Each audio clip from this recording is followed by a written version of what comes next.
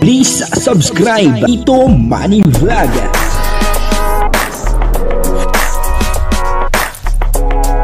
Payagan po si Tito Manny Vlog na mag-reactor para pambiling gamot sa kanya pong karamdaman. Wala man siyang records ng ng awayan.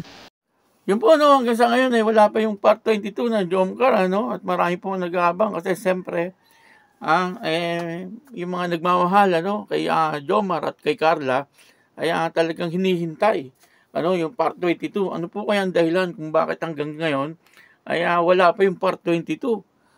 Magkakaroon pa kaya ng part 22? Siyempre magkakaroon. Ano ba ang dahilan? Kung bakit wala pa yung part 22 na hinihintay ng karamihan sa nag-aabang dito po sa Jomcar. Ito po yung dahilan kung bakit hanggang ngayon wala pa yung part 22 Pero bago po yan, ako muna po ay bumabati sa inyong lahat ng magandang umaga, magandang tanghali at magandang gabi sa inyong lahat mga kapatid. Saan man kayo ng panig ng mundo naroroon ngayon ay mag-iingat kayo palagi at pagpalain kayo ng ating Panginoon. Maraming salamat din po sa patuloy na tumatangkilik sa aking YouTube channel at nanonood sa aking video reaction.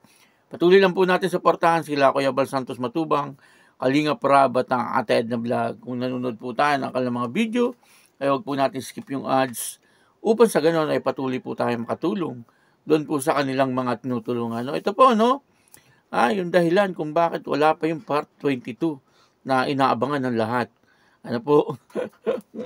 Nagsalita po si Kalinga Prab doon sa kanyang live. At ang kabuuan po ng bidyong ito ay mapapanood po natin kay Kalinga Prab. Yung Jomcar po, busy pa po kami, di po kami makapag-update. Pero update po namin kayo ngayon dito sa travel namin. Pasensya na po kayo kung di po ako naka-upload ngayon kasi alam nyo naman po, nag-travel po kami kahapon. Sobrang busy po kahapon. Mamaya pa lang po kami makakapag yun po napanood po natin yung video at dito nga po ay sinabi ni Kalinga Prab na wala pa nga po yung Jomcar, yung part 22 ng Jomcar kasi naging busy po sila Alam naman po natin lahat na itong si Kalinga Prab ay pumunta ng Hong Kong para bumisita doon sa mga followers na nandoon sa Hong Kong. At the same time siguro makapag-bakasyon na rin po sila. Siyempre, ang pinaka-mahalaga doon ay yung makasalamuha nila, yung mga nasa Hong Kong, na talagang nag-aabang sa kanila, yung mga followers nila, yun po ang isa sa mga importante, siyempre, kila Kalinga Prab at Kuya Bal, yung mga naando na followers, ay kumbaga, hindi nakakarating ng daig, sila na po ang pumunta ng Hong Kong. Upang sa ganun ay makasalamuha nila yung mga tao na talagang nagmamahal sa Kalingap. At dito nga po sinabi ni Kalinga Prab na wala pa nga daw po yung part 22 kasi siyempre busy at hindi pa po nakakapag-edit at siyempre pagka nasa bakasyon medyo maraming pinupuntahan kaya gano'n na yung part 22 ay hindi pa maipapalabas. Pero abangan na lang po natin baka bukas o makalawa, baka mamaya lang meron ng part 22. Yan po ay depende kay Kalinga Prab. Siguro sa ngayon hindi pa po niya na i-edit or na-edit na pero hindi pa po na-upload.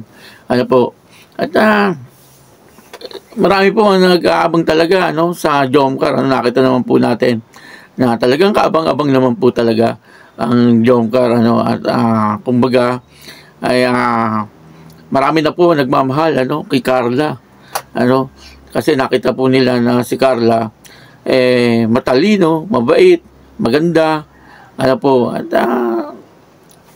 yun nga siya ay masikap din sa buhay kaya siyempre kapag po nakikita ng mga viewers na talagang hindi ka maarte, hindi ka maldita kumbaga ganun ay talagang mamahalin ng mga viewers. At kung nakikita po ng mga viewers na talagang mabait, yung parang gano'n talagang po yan, talagang mamahalin po yan ng mga viewers. At nakita naman po natin si Carla na talagang napakaayos na bata, ano, maging sa pamilya niya ay talagang inuuna niya po ang kanyang pamilya, no? At mapagmahal po siya masyado sa kanyang mga kapatid at ganun din po sa kanyang mga magulang.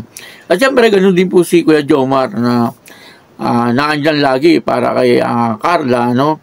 At makikita naman po natin na si Kuya Jomar ay talagang maayos din si Kuya Jomar. Ano po, at katunayan nga po niyan, doon po sa eksena nila ni Carla, ay lagi niya pong inaalalayan itong si Carla, no? Kumbaga, siyempre, siya po yung sanay na, no, sa camera. At nandoon yung pag-alalay niya kay Carla. Alam naman po natin lahat, itong si Carla ay medyo mahihain, ano? Pero sa ngayon, ay malaki na po ang improvement ni Carla. Talagang, sinabi rin po yan ni Kalinga Prab, na napakalaki na po ng improvement ni Carla sa pagdating sa harap ng camera. Kumbaga dati nahihiya po talaga yan eh. Ano, kapag siya ay napapahiya, biglang umaalis at tumatakbo sa loob ng kanilang bahay. Ano, kung hindi man, ay bigla niyang uupakan uupakan si Jomar. Ano, ganun po mahiya si Carla, no. At yun naman, ano, makikita po natin na talagang maayos naman po si Carla, no. Pinapatunayan niya rin po siyempre sa Kalingap na yung mga tinutulong po ng Kalingap sa kanya ay napupunta po sa magagandang bagay. Maraming salamat po sa inyong lahat at patuloy lang po natin suportahan ang Jomcar, ano po. Ganun din siyempre sila Kalinga Prab, Kuya Bal Santos Matubang at Ate Edna Vlog. Ganun din po si Kuya Jomar Vlog, ano, pakasuportahan din po. At ako po si Tito Manny Vlog, ano, nagsasabi sa inyong lahat ng God bless you all, Diyos mabalos.